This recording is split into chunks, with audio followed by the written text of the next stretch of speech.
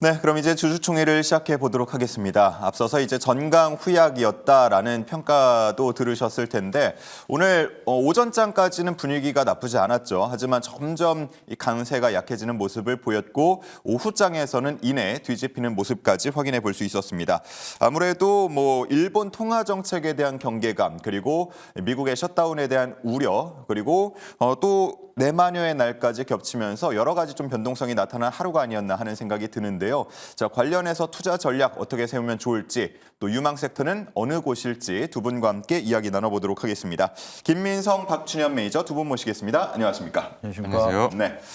자, 앞서서 김윤아 아나운서는 오늘장 투자하면서 좀 가슴이 답답하셨을 것 같다라고 얘기를 하기도 했는데 김민성 매니저님은 어떠셨습니까?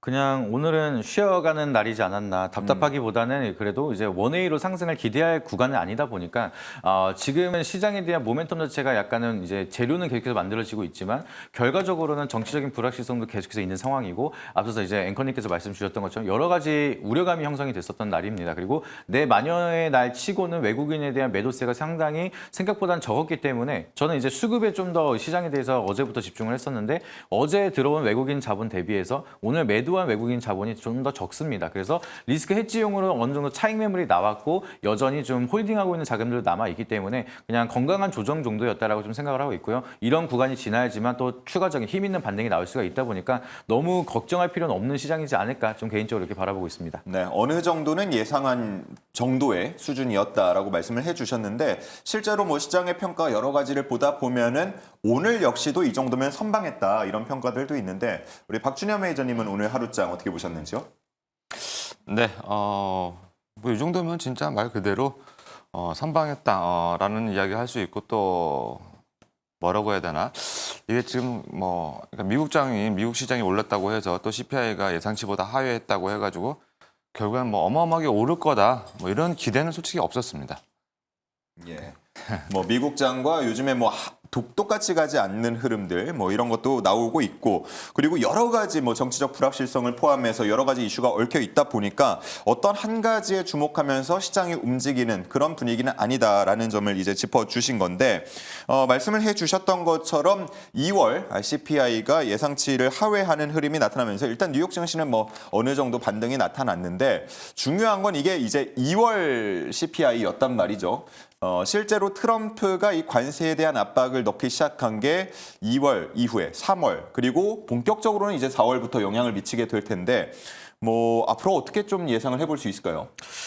일단은 긍정적인 이슈는 우크라이나 이제 휴전이 들어간다라고 하면은 이제 원자재 공급망이라든지 에너지 공급망이 또 가격이 낮춰질 수가 있다 보니까 그러면 코어 CPI는 또 가격이 좀 예상치보다 하회를 할 수가 있습니다. 그래서 지금은 관세에 대한 우려감 때문에 가격이 올라간 것도 있지만 충분히 가격을 낮출 수 있는 기대감도 만들어지고 있기 때문에 다음 달 CPI가 어떻게 나올지 일단 3월 자체는 좀 그렇게 크게 기대할 만한 구간은 아니라고 좀 볼 수 있지만 그래도 어느 정도 선방만 한다라고 하면은 그 다음번에는 이제 CPI가 또 더 잘 나오겠구나 이런 기대감이 같이 이어질 수가 있거든요. 그래서 일단은 2월에 대한 CPI가 어느 정도 발표가 됐지만 본격적으로 우리가 봐야 되는 CPI는 다음 달이다 이렇게 얘기가 많은데 다음 달 CPI가 크게 엄청나게 우리가 생각하지 못할 정도 수준으로 많이 오른 게 아닌 이상 그래도 선방만 한다 하더라도 불확실성 해소가 되면서 오히려 다른 스탠스로 넘어가기 시작을 할 거라고 좀 생각을 하고 있습니다. 그래서 일단은 지금은 우크라이나 재건에 대한 모멘텀 그리고 평화 협정이 어떻게 진행되는지 그 부분이 좀 잘 진행이 된다라고 하면은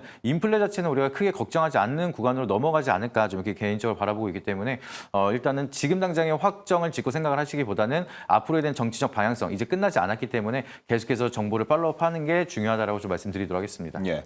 자, 그러면 어떻습니까? 어제 있었던 그 소비자 물가지수가 예상치를 하회하는 흐름만을 보고 FOMC가 어떤 결정을 좀 바꿀 가능성은 적다 이렇게 평가하시는지요? 네, 저는 기존의 기조를 좀 계속 가져가지 않을까, 동결로 가지 않을까 인하 가능성은 저는 없다라고 저는 생각을 합니다. 이번에는 네, 그렇게 말씀을 좀 드리는 이유가 뭐냐면은 연준 의원들이 보는 거는 딱 두 가지밖에 없다. 자, 고용하고 인플레이션입니다. 그렇기 때문에 일단 이 두 가지가 만족을 해야 되는데 CPI 쪽은 인플레이션 어느 정도 조금 잡히는 것 같다라고 볼 수 있겠지만 고용이 지금 원체 강합니다. 미국의 지금 고용 시장 자체가 지금 24만 2천 건입니다. 그러니까 2월 마지막 나왔던 지난달 마지막 나왔던 실업수당 청구 건수가 24만 2천 건. 자, 여기서 24만 2천 건에 제가 주목하는 이유는요. 연준 의원들은 이 30만 건 이하로는 완전 고용으로 보고 있습니다. 그렇기 때문에 여기서 24만 건, 22만 건 이 정도 가지고는 고용이 아직 무너지지 않았다라고 생각을 하기 때문에 CPI 쪽만, 소비자 물가지수 쪽만 예상치를 하회하거나 뭐 그랬다고 해가지고 이 두 가지 조건을 만족을 해야 금리 인하가 가능한데 한 가지 조건밖에 만족이 되지 않기 때문에 당분간 동결 쪽에 저는 무게를 좀 실어보자 이렇게 말씀을 좀 드리도록 하고요. 금리 인하 솔직히 말씀드리면 지금 고금리 시대이기 때문에 금리 인하에 대한 기대감을 가지고 있는데 원래 금리 인하 원래 안 좋은 거 아닙니까? 금리 인하 경제가 나빠질 것을 생각을 하고 예상을 하고 금리를 낮춰가지고 시장에다가 기업에다가 돈을 싸게 저금리로 빌려가라 이 뜻이거든요. 경제가 안 좋을 것을 예상을 하고 경기가 완전히 막 좋다 그러면 금리를 많이 올려가지고 시장에 너무 인플레이션이 일어날 수 있기 때문에 시장 자체에 풀려 있는 돈을 걷어들이는 거거든요. 그렇기 때문에 지금 금리 인하 자체만 너무 기대하지 마시고 어차피 금리 인하든 동결이든 인상이든 간에 뭐 인상할 수 있는 그런 적은 없지만 예. 동결 기조로 간다 하더라도 우리 증시는 지금 박스권 안에 있고 또 그동안 많이 두들겨 맞은 부분들이 있기 때문에 자 지수나 시장에 너무 연연하지 마시고요. 지금은 종목 선택에 좀 집중을 하자 이렇게 말씀드리도록 하겠습니다. 네, 어쨌든 뭐 시장에서는 대체로 6월 정도를 만약에 인하가 된다면 6월 정도 되지 않겠냐 하는 시선들이 있기 때문에 뭐 나오면은 증시 입장에서 봤을 때 좋은 거고 그리고 동결이 되더라도 뭐 그냥 무난하게 지나갈 것이니까 조금 더 종목 쪽에 주목을 해보자라는 말씀을 해주신 것 같습니다.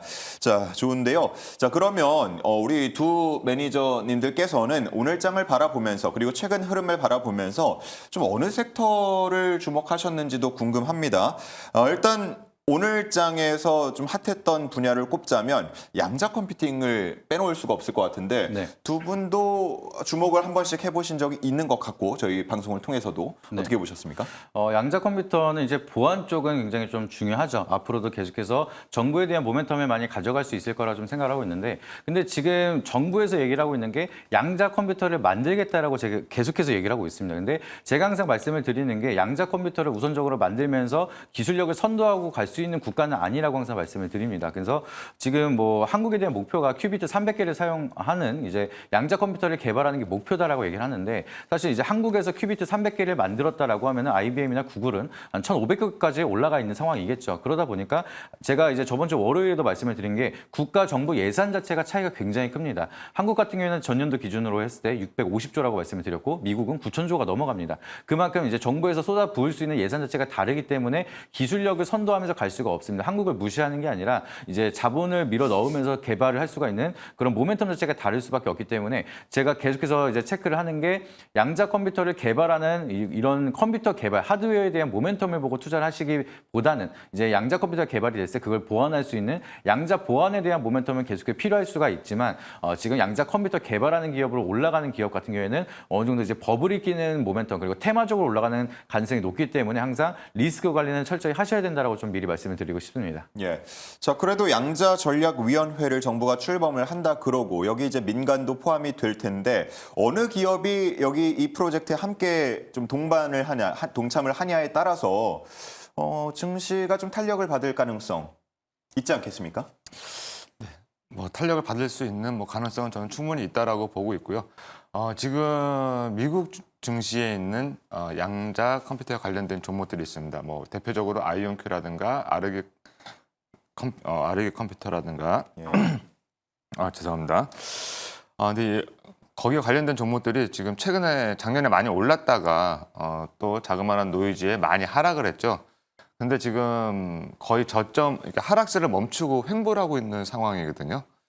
자, 이런 상황에서 지금 만약에 그쪽에서도 일부 좀 미국 증시에서도 좀 일부 좀 올라와주고 좀 슬슬 조금씩 올라오고 있는 흐름들인데 거기에 지금 이런 우리나라의 모멘텀이 이런 나왔다라는 거는 저는 나쁘지 않다라고 보고 그러니까 뭔가 뭐 그러니까 업종 실적이 완전히 개선이 돼가지고 어마어마한 실적을 낸다라기보다는 지금은 약간의 어떤 뭐 테마성으로 좀 보시면 좀 좋을 것 같아요. 그래서 너무 높이 올라가 있는 종목들보다는 이제 바닥에서 시작하는 종목들 위주로 좀 지켜보자. 어차피 이거는 지금 실질적으로 뭐 실적이나 뭐 이런 쪽에 반영이 되기까지는 아직 조금 더 걸릴 수 있겠죠. 하지만 양자 컴퓨터 시대는 곧 온다. 지금 뭐 연세대학교는 이미 IBM에서 만든 양자 컴퓨터가 들어와서 운영을 하고 있다라는 말씀 다시 한번 드리도록 하겠습니다. 예, 좋습니다. 자, 뭐 어제장에서 뉴욕에서 이 관련된 종목들이 두 자릿수 대 뭐 상승까지도 보여줬고 또 오늘장에서 우리 증시가 이어받는 흐름 그리고 말씀하신 아이온큐 같은 경우는 지금 뭐 개장 전 거래에서 4%대 강세를 보이고 있는 만큼 이 흐름이 조금 더 이어갈 수 있지 않을까 싶은데 또 그도 그럴 것이 엔비디아가 이제 추진하는 GTC에서 하루를 콕 집어서 이제 양자의 날로 지정을 했고 이 양자에 대한 기대감이 그래서 더 커지고 있는 거 아닌가 하는 생각도 드는데요. 네, 근데 앞서 말씀드렸던 것처럼 이제 한국은 테마적으로 바라보는 게 맞지 않을까 좀 이렇게 바라보고 있습니다. 그래서 지금 사실 정부에서도 전 세계적으로 양자 개발하겠다라고 계속해서 얘기를 하고 있는데 한국은 안 한다라고 할 수는 없는 상황이다 보니까 여기에 대한 출범을 할 수밖에 없습니다. 근데 양자 컴퓨터 개발한다는 예산 자체가 그렇게 크진 않습니다. 그래서 우리가 개발하는 데에 대한 속도가 어느 정도 가속화가 되는 것까지는 지켜봐야 된다라고 보시면 좋을 것 같고요. 지금 그래서 계속해서 제가 누누이 말씀을 드리는 게 양자 컴퓨터를 개발하는 것 자체는 돈이 굉장히 많이 들고 거기에 대한 좀 기술력을 많이 필요합니다. 연구가 굉장히 많이 들어가고 초전도체를 사용하다 보니까 거기에 대한 이제 액체 냉각을 또 진행을 하고 이 환경 조성하는 것도 굉장히 힘듭니다. 그러다 보니 한국에서는 제한적인 예산으로 뭔가 개발을 하는 데는 한계가 있다라고 말씀을 드리는 거고요. 근데 반면에 양자 컴퓨터를 양자 기술을 도입한 보안 기술 같은 경우에는 그런 환경을 만들지 않고도 소프트웨어를 잘 만든다라고 하면은 이제 도입할 수 있는 부분이 굉장히 많습니다. 특히나 이번에 갤럭시도 새롭게 나온 출시된 모델에는 양자 보안이 들어가 있을 정도로 핸드폰에 이미 양자 기술이 들어가고 있는 상황이고요. 여러 가지 보안, 금융권이라든지 여러 가지 개인 정보를 보호하는 쪽에서는 이제 양자 보안까지 들어간다라고 하면은 미리미리 우리가 준비할 수 있는 인프라 자체가 굉장히 클 수가 있다 보니까 B2B라든지 B2G 쪽으로도 계속해서 인프라를 먼저 킬 수가 있는 게 바로 양자 보안이다라고 보시면 좋을 것 같습니다. 그래서 국내에서 가장 크게 수혜를 받을 수 있는 거는 제가 봤을 때는 양자 보안 말고는 아직은 없다라 좀 보고 있고요. 예. 양자 컴퓨터를 개발할 수 있는 기업들은 아직까지는 조금 더 흐름을 지켜봐야 되는 상황이지 않을까 이렇게 말씀드리도록 하겠습니다. 네, 김민석 매니저님이 이렇게 계속해서 보안 강조를 해주고 계신데 실제로 미국의 한 보안 회사가 이제 북한 해킹 그룹이 만든 걸로 추정되는 스파이웨어를 발견했다 이렇게 또 공개를 하기도 했습니다.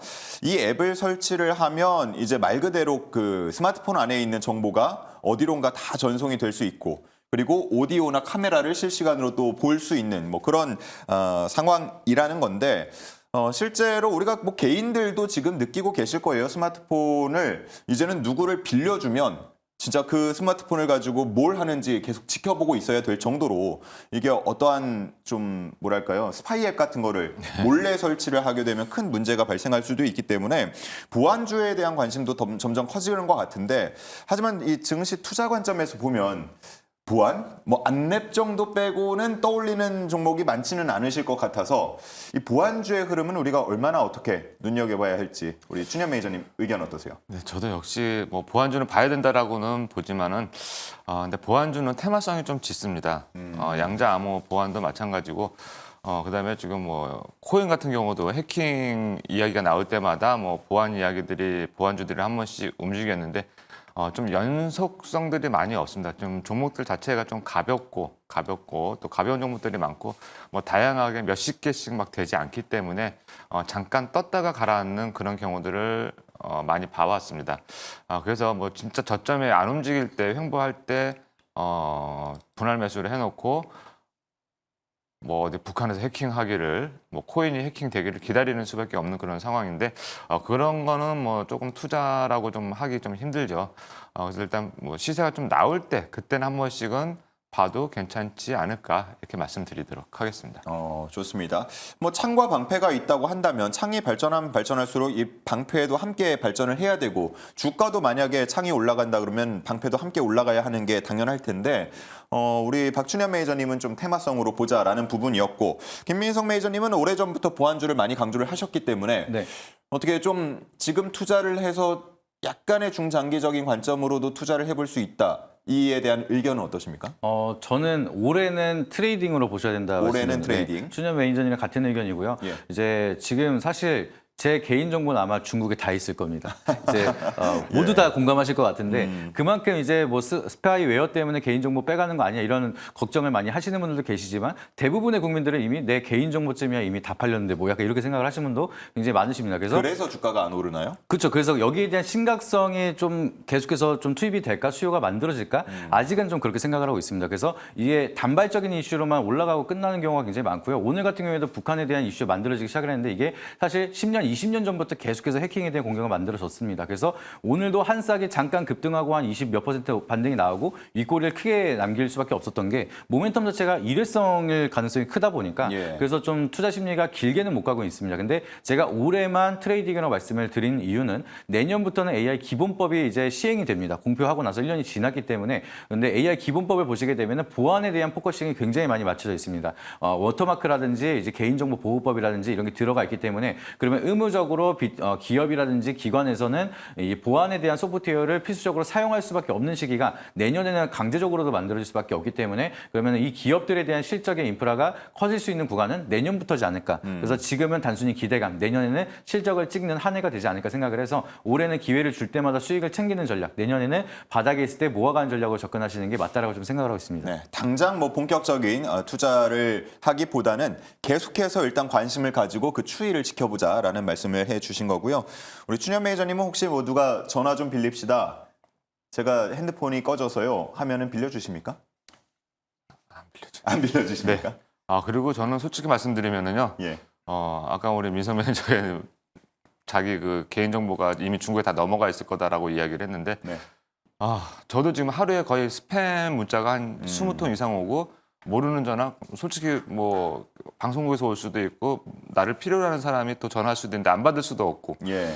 그래서 전화를 받으면은 무슨 어디다라고 하면서 또 보이스피싱 같은 그런 문자가 오고 또 요즘 뭐 아빠 나 핸드폰 그런, 액정 깨졌다라는 연락도 저는 실제로 한번 받으셨습니까? 당해봤습니다. 그런 문자가 와서 우리 다른 집 뒤에 자기 방에서 자고 있는데 그런 문자가 와서 한번 당할 뻔했는데 자 그런 거 보면은 지금 개인 정보에 대한 그 부분, 그러니까 보안주들도 어떻게 보면 지금 아까 말씀하셨다시피 조금 이제 트레이딩 관점에서 보고 좀 그 트레이딩이 끝나고 나면 좀 중장기적인 종목들도 분명히 나올 거다. 그리고 오늘 뭐 차트들 일부 종목들 보니까 차트 좀 괜찮은 종목들 많이 있네요. 좀 바닥에서 조금씩 올라오고 있는 종목들도 있고요. 예.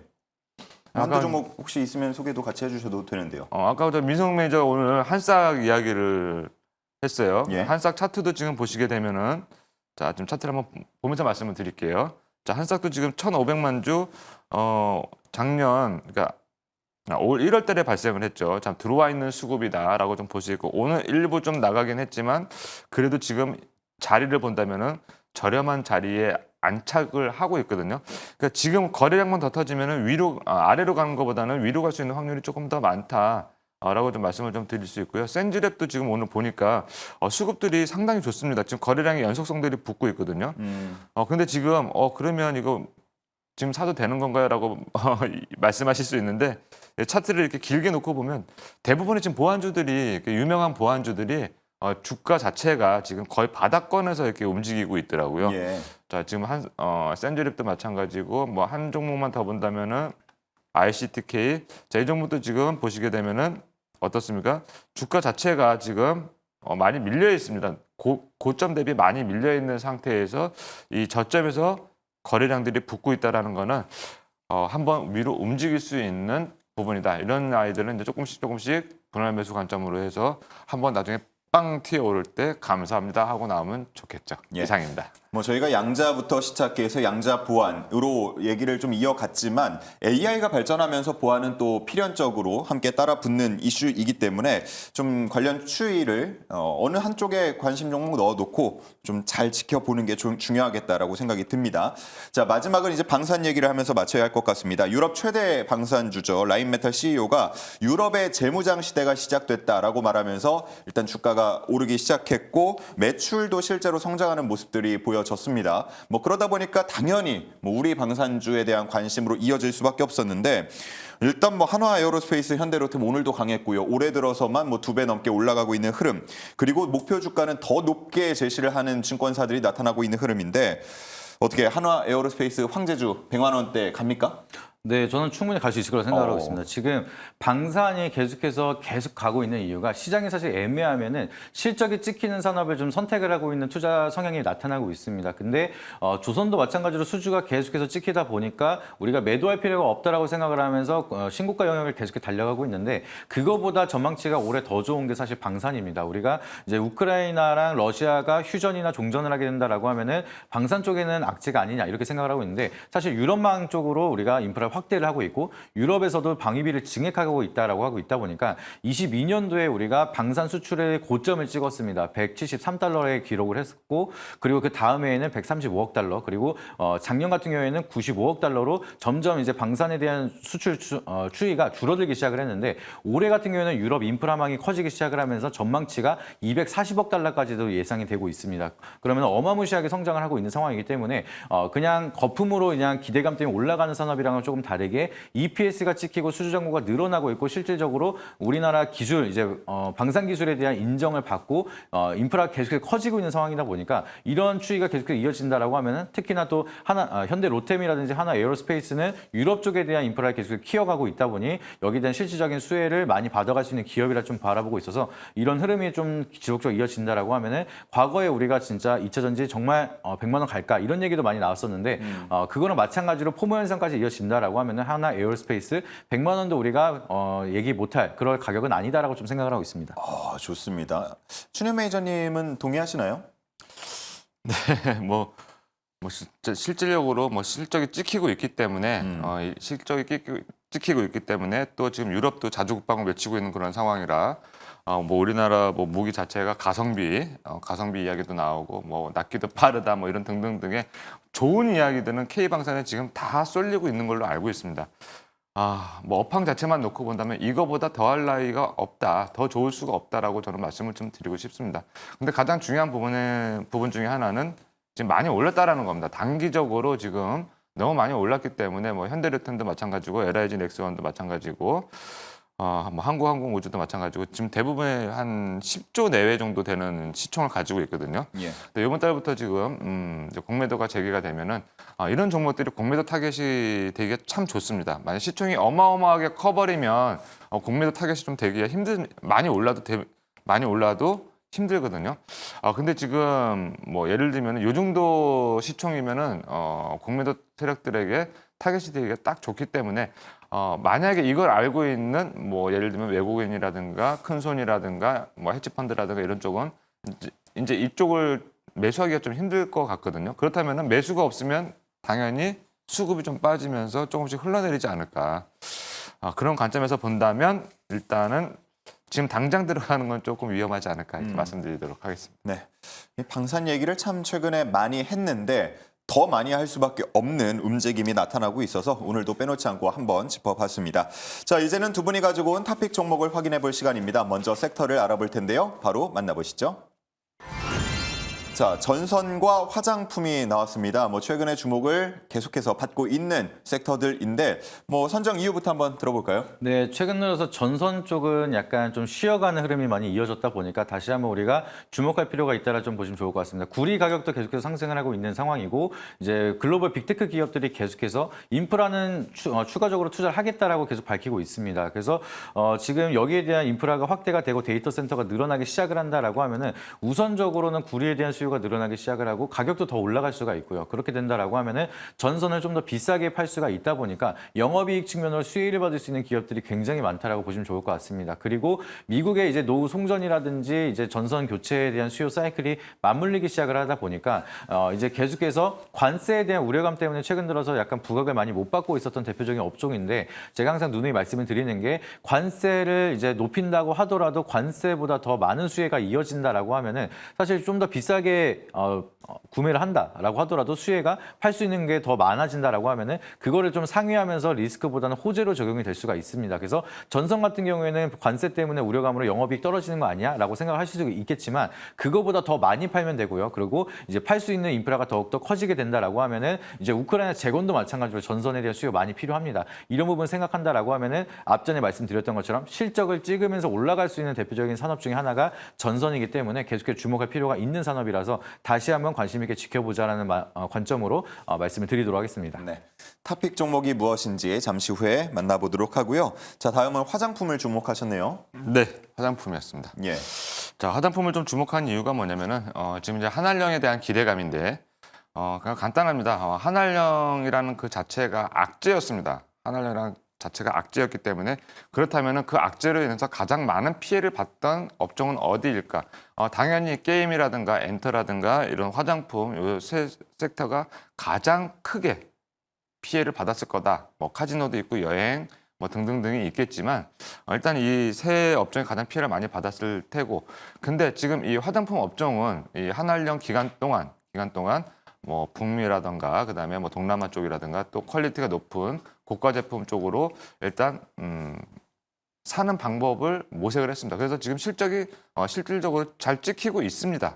그리고 또 중국과 지금 미국의 통상 마찰이 지금 이어질 게 분명히 눈에 보듯 뻔하기 때문에 중국 측에서는 일단 주변 국가에 일단 유화적인 제스처를 할 거다. 그래서 일단은 뭐 포문은 열었죠. 봉준호 감독의 미키7이 일단 상영은 되고 있고요. 그 외에 지금 게임도 판호권이 조금씩 나오고 있다라고 합니다. 그렇다면은 뭐 공식적인 문서는 없지만 그래도 한알령에 대한 해제 기대감은 조금 더 풀릴 것이다. 그리고 화장품이라는 섹터 자체가 종목이 상당히 많습니다. 상당히 많고 한번 움직이기 시작하면은 그냥 뭐 하루 이틀 움직이고 끝나는 거고 뭐 일주일 만에 끝나고 그렇지 않습니다. 몇 달간은 쭉 지속적으로 움직이고 그다음에 심지어는 1년 가까이도 움직이는 부분들이기 때문에 지금 정도면은 화장품 섹터의 업종에 좀 우리가 관심을 가져봐야 된다 이렇게 말씀드리도록 하겠습니다. 네, 뭐 한알령 해제 기대감은 지금 얘기가 나온 지가 이제 꽤 됐지만 워낙 종목 수가 많다 보니까 분명히 기회에 더 찾아볼 수 있다라는 얘기신 것 같고요. 자, 그렇다 보니까 더 탑픽 종목이 궁금해집니다. 바로 한번 만나보죠. 자, 오늘 가장 많이 상승했던 관련주 중에 LS가 나왔고요. 그리고 CNC 인터내셔널 이 거래일 연속 급등하고 있는 종목 가지고 나오셨습니다. 자, LS 오늘 굉장히 뜨겁던데요. 네, 아주 그냥 각 잡고 가져왔습니다. 예.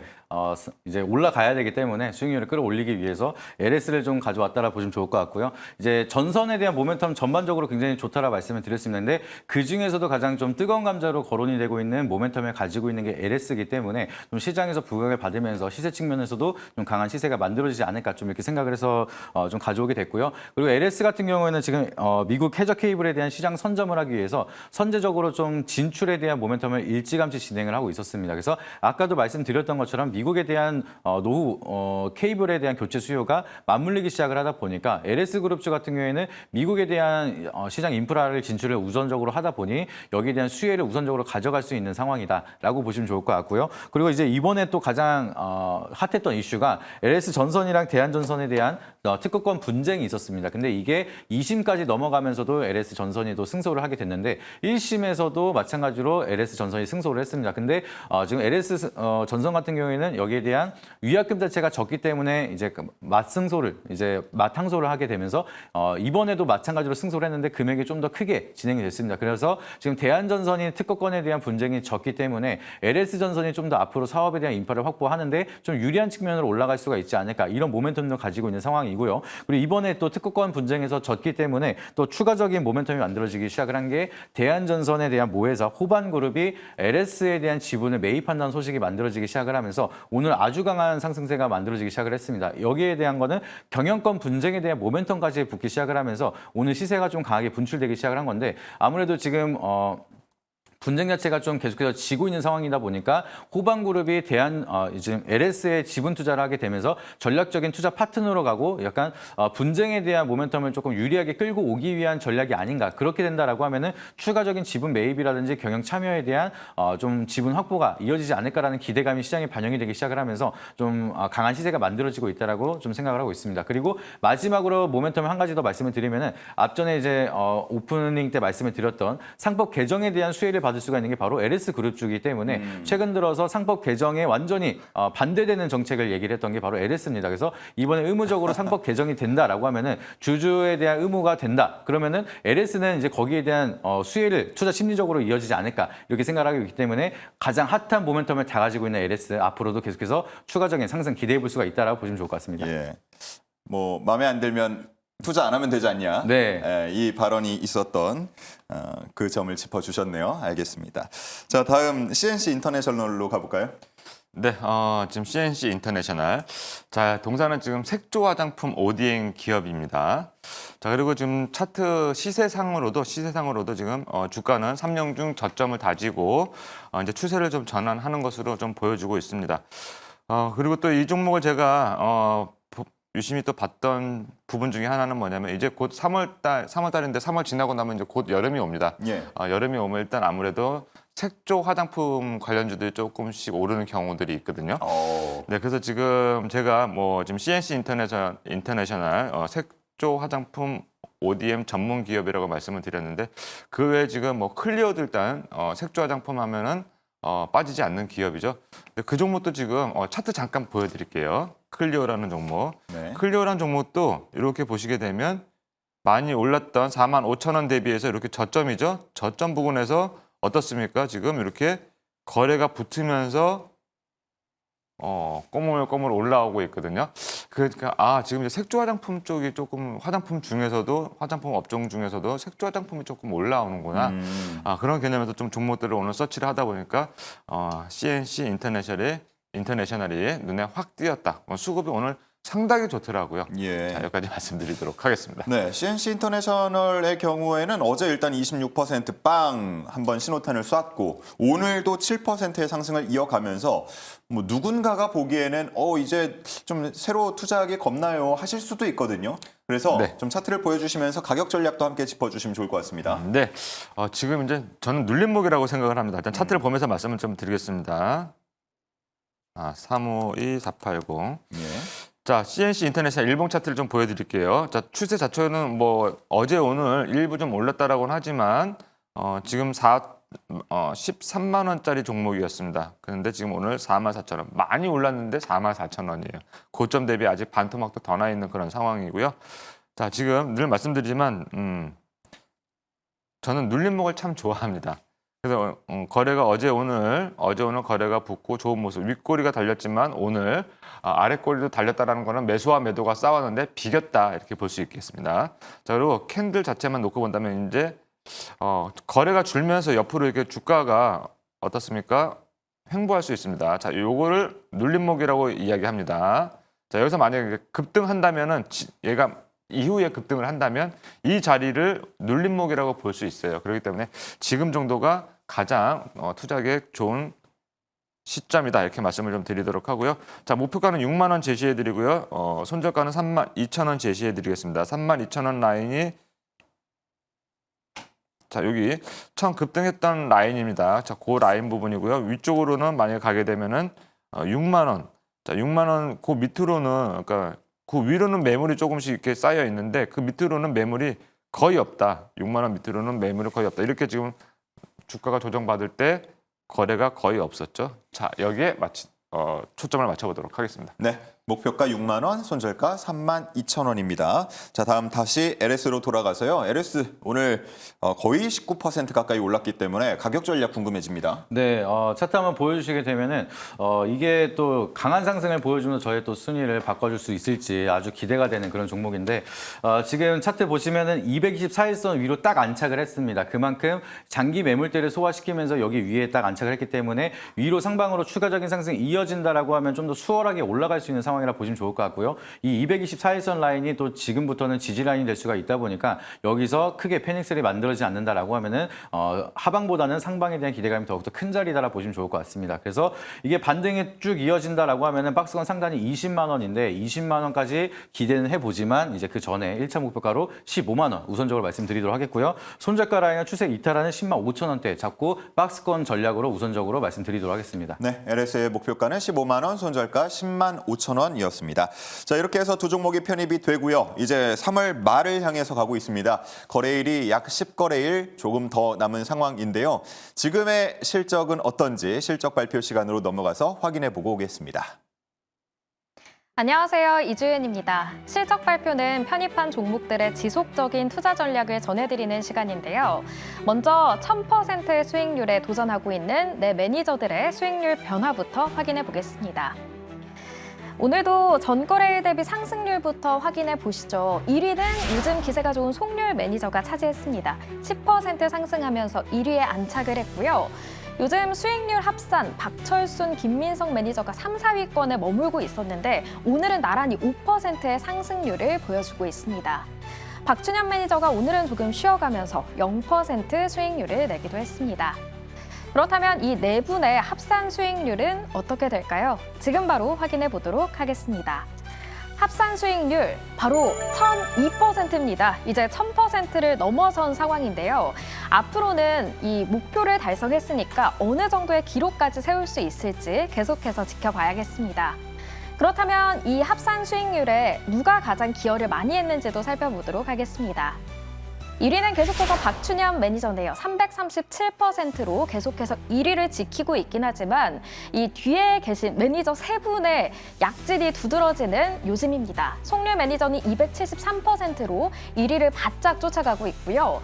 박철순 매니저는 207%, 그리고 김민성 매니저는 185%의 수익률을 보여주고 있는데요. 이 김민성 매니저가 3위를 꺾을 수도 있지 않을까 싶기도 한 시점인데요. 이 압박을 조금 더 드려야 할 것 같습니다. 그렇다면 매니저들의 수익률 탑5도 살펴보도록 하겠습니다. 먼저 김민성 매니저의 수익률 탑5입니다. 마음 AI가 28%의 수익률을 기록하면서 계속해서 1위를 차지하고 있고요. 해성 DS는 1월 14일에 편입을 해서 26%의 수익률 내고 있습니다. 이외 어제 편입했던 종목이죠. 꿈비에 대한 리뷰도 해주신다고 하니까요. 잠시 후에 만나보도록 하겠습니다. 박준현 매니저의 수익률 탑5도 살펴보도록 하겠습니다. 계속해서 온코크로스와 우리로가 이렇게 1, 2위권을 지켜주고 있는데요. 오늘 온코크로스가 윗꼬리를 길게 달았는데 이에 대한 리뷰도 들어보도록 하겠습니다. 지금까지 실적 발표였습니다. 네, 뭐 하실 말씀들이 많겠지만 다음에 한번 들어보는 걸로 하고 오늘은 종목 리뷰로 바로 들어가 보겠습니다. 김민성 매니저님의 꿈비 앞서서 리뷰를 해주신다고 약속을 했다고 하니까 해주시죠. 약속을 했나 봅니다. 그래서 한번 보여드려야 될 것 같은데 차트 한번 보여주시게 되면은 꿈비 같은 경우에는 제가 말씀드리고 나서 그래도 바닥을 계속해서 유지를 하고 있습니다. 제가 누누이 항상 말씀을 드리는 거 224일선 라인을 좀 잘 유지를 한다라고 하면은 이게 강력한 지지 라인이 되는 경우가 굉장히 많고요. 여기서 추가적인 반등이 이어진다라고 하면 상방에 좀 크게 열려 있는 상황이기 때문에 대체적으로 저출생 관련된 모멘텀을 가지고 있는 기업들 다 비슷한 차트를 그리고 있습니다. 그래서 전반적으로 같이 동반에 대한 시세가 이어진다라고 하면은 충분히 강한 시세가 좀 이어질 수가 있다라 좀 보시면 좋을 것 같고요. 추세나 수급 자체가 그렇게 나쁘지 않습니다. 그래서 언제든지 거래량이 붙기 시작을 한다라고 하면은 상방으로 좀 크게 갈 수 있는 모멘텀이 유지가 되고 있다 보니까 아직 시작도 안 한 종목이니 좀 여유 있게 지켜보시길 바라도록 하겠습니다. 네. 자, 꿈비에 대한 리뷰 들어봤고요. 다음은 박준현 매니저님 온코크로스가 큰 수익률을 내주고 잠깐 밀렸다가 오늘 또 한 번에 약 10%의 상승을 보여줬습니다. 네, 온코크로스 신규 상장한 지 얼마 안 된 종목입니다. 자, 지금 10,000원대면은 신규 상장 그러니까 공모가가 지금 7,300원이었기 때문에 아직까지는 상승 탄력이라든가 뭐 여력은 충분히 남아 있다라고 생각을 하고요. 오늘 거래가 조금 부족했다라는 게 조금 거래량이 좀 부족했다라는 게 조금 다만 아쉽다. 자, 지금으로 본다면은 목표가는 지금 만약에 도전한다고 해도 목표가는 한 13,000원대까지는 볼 수 있겠다. 그래서 앞으로 지금 이 거래가 오늘도 일부 좀 거래가 붙었지만 앞으로 거래량의 연속성이 더 붙어주는지 이렇게 계속해서 거래량의 연속성이 붙어주는지를 한번 확인해 본다면은 저는 지금도 저는 늦지 않았다. 목표가 한 13,000원 정도를 가지고 바라보고 한번 다시 한번 지켜보자라는 말씀도 다시 한번 드리도록 하겠습니다. 네, 앞서 한 차례 놓쳤다면 이번이 또 두 번째 기회가 될 수 있다라는 부분을 짚어주셨고요. 자, 두 분의 이제 밴드 소개 들어보겠습니다. 네, 네이버 밴드 김민성 검색하시게 되면 장중에도 계속해서 정보 알려드리고 있습니다. 지금 시장에 대한 순환매가 굉장히 빠르기 때문에 어떠한 조를 어떻게 해석을 해야 되는지 이 부분이 굉장히 중요하고요. 정치적인 이슈들도 해석이 굉장히 잘 풀어서 진행하셔야 됩니다. 그래서 그 부분에 대해서 굉장히 쉽게 설명을 드리도록 할 테니까 밴드 오셔가지고 다양한 인사이트 참고해 보시고 도움 받으시길 바라도록 하겠습니다. 네, 박춘현 매니저님. 네, 네이버 밴드에서 박춘현 검색하고 들어오시면 되고요. 자, 클럽옷이라는 종목이 있습니다. 일봉 차트를 보시고요. 1월 중순부터 지금까지 차트가 마음에 드신다면은 지금 빨리 네이버에서 박춘현 검색하고 들어오시면 되겠습니다. 네, 좋습니다. 자, 이렇게 해서 주주총회 준비된 순서는 모두 다 전해드렸습니다. 자, 이제는 신의 한 수로 넘어가 볼 텐데요. 오늘은 또 어떤 이야기들이 준비가 되어 있는지 바로 만나보시죠.